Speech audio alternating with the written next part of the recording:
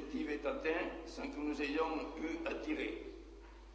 La présence des chars et les tirs de mortier et de l'artillerie avaient fait partir les occupants. Ils s'étaient retranchés dans le bois. Arrivés là en conquérant, nous ne prenons aucune précaution. Soudain, un premier coup de feu partant du bois nous rappelle à la réalité. Cette fois, ça y est, nous sommes engagés.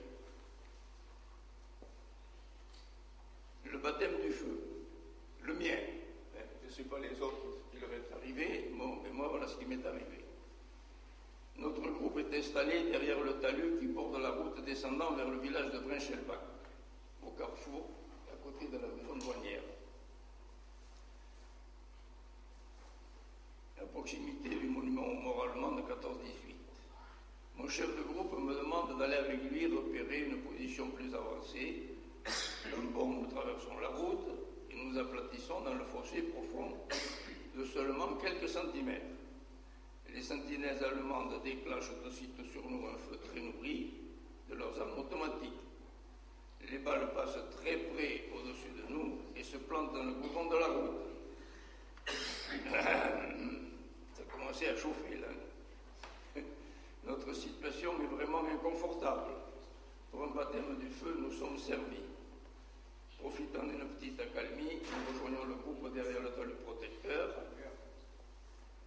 Au cours de cette attaque, alors ça change, au cours de cette attaque, le soldat du tour de la CA2 a été tué par un éclat d'obus, mais alors c'était au pied du Masserval, parce qu'il était du 2e bataillon. Le sacrifice du capitaine Vigneault. À l'entrée de la nuit, la 11e compagnie n'a plus de contact avec celle située à sa droite. Le capitaine Vigneault, commandant la 11e compagnie, est un ancien qui a fait la guerre 14-18.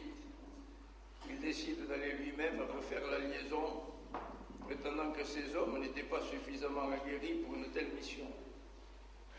À peine a-t-il parcouru une centaine de mètres, il est abattu par une rafale d'armes automatiques allemandes. La France vient de perdre son premier officier à ce début de la guerre mondiale. Le 11 septembre, notre groupe est en position sous une rangée de pruniers. Dans l'après-midi, l'avion de reconnaissance allemand vient survoler nos lignes. Comme il passe très bas, tout le monde tire dessus. Il lance alors une fusée au-dessus de nous, parce que nous, on n'a pas pu toucher l'avion, parce qu'il était blindé ou je ne sais pas. Mais lui, il lance une fusée au-dessus de nous. Immédiatement, nous sommes pris sous un tir de bavage allemand. Un obus arrache le prunier sous lequel se trouve notre chef de groupe. Pris sous les branches et la terre, notre sergent s'en sort sans être blessé, il avait la veine. Il n'en est pas de même du soldat d'Esméry, un copain de ma commune d'origine de Montignac en Gironde. Blessé par un éclat d'obus dans la cuisse, il en souffrira pendant une trentaine d'années de sa vie et sera inhumé avec son éclat dans la cuisse. Il est parti avec son éclat dans la cuisse dans son caveau. Aussitôt, nous recevons l'ordre de changer de position. À la tombée de la nuit, nous allons occuper la lisière de la forêt de Grosserwald. Impossible de creuser un trou à cause des racines des arbres. Le danger est partout, en raison des mines placées par les Allemands. Déjà, dans les autres unités, il y a eu plusieurs morts et blessés. Puis, c'est à nouveau un tir de barrage dans notre secteur. Les obus éclatent un peu partout, éclairant les ténèbres de leur lueur lugubre. Les arbres craquent en tombant, les éclats sifflent dans tous les sens, accroupis au pied des plus gros. Nous attendons la fin. Au tir d'artillerie succède une action de l'infanterie ennemie. Les fusées éclairantes illuminent le ciel. Sans nouvelles des autres groupes, nous essayons d'établir des liaisons à droite et à gauche. Plus personne. Au matin, nous sommes relevés et nous apprendons que nous avons été relevés, qu'ils ont été relevés, eux, et que nous avons été oubliés dans la forêt. Nous allons passer la journée du 12 dans une grange à Ormersvillers.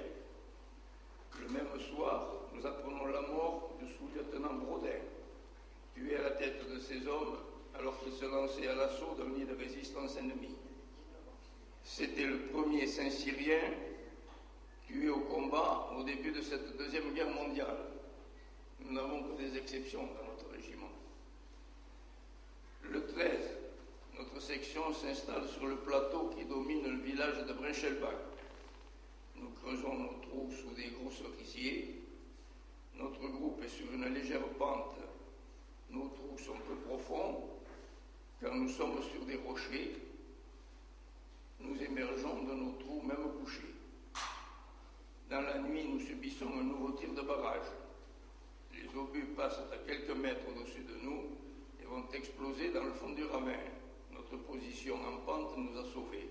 Mais quelle frayeur quand vous sentez le souffle du passage d'un obus juste au-dessus de vous. Le troisième groupe a pu s'en tirer davantage. Heureusement pour lui, car tout ce qui dépasse des trous a été pulvérisé. Par contre, le premier groupe a été atteint de plein fouet. Un obus a éclaté dans le tronc de l'arbre sur lequel se trouvaient les hommes. Les éclats partant en parapluie vers le sol, un seul est blessé et mourra 2 jours plus tard. Les 7 autres sont tués dans leur trou. Nous les avons entendus gémir sans pouvoir nous porter à leur secours en raison des obus qui continuent à tomber.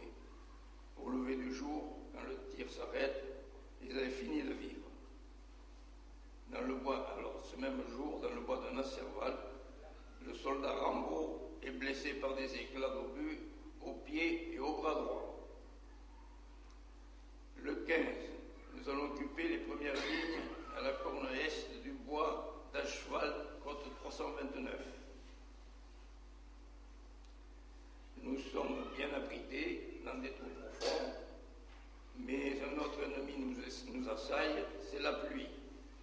Peu à peu, nous voyons nos trous se remplir d'eau. Nous les vidons au fur et à mesure avec notre gamelle. Et ce jour-là, le soldat Bouteau est tué par éclat d'obus dans le bois du Nasserval. Le 16 septembre, dans l'après-midi, un violent tir de barrage ennemi s'abat sur nous. Dès qu'il s'arrête, nous voyons déboucher de la crête devant nous des soldats allemands. Ils sont en chemise, porteurs d'un fusil mitrailleur pour 2. Ils avancent en courant, en tirant et en hurlant. Un tir de barrage de nos 75 s'abat sur eux. Toutes nos armes sont mises en action. Les pertes des assaillants sont énormes. Très peu réussissent à se replier en laissant leurs morts sur le terrain et plusieurs prisonniers entre les mains des Français. Nous apprendrons qu'il s'agissait d'éléments DSA, on nous a dit ça, section d'assaut. Unité qui était très hitlérienne, celle-là. Plusieurs soldats de la CA2 sont tués dans le bois de Nasserval ce jour-là. Les 17, 18 et 19, la pluie continue à tomber. Nos trous se remplissent d'eau de plus en plus vite. Nous sommes trempés jusque dans nos vêtements. Nos armes et nous-mêmes sont couverts de terre gluante. Le 18, c'est le soldat Cournet qui est victime des éclats de pluie. Enfin, le 19, au soir, nous sommes relevés et rejoignons le village d'Ormersvillers. Le 22, nous remontons en ligne sous un violent bombardement. Le 23, changement de position, nous sommes en réserve du bataillon. La nuit, nous creusons un boyau reliant le Gros Serval au bois Leguen, côte 309. Le soldat Courret est tué par éclat d'obus.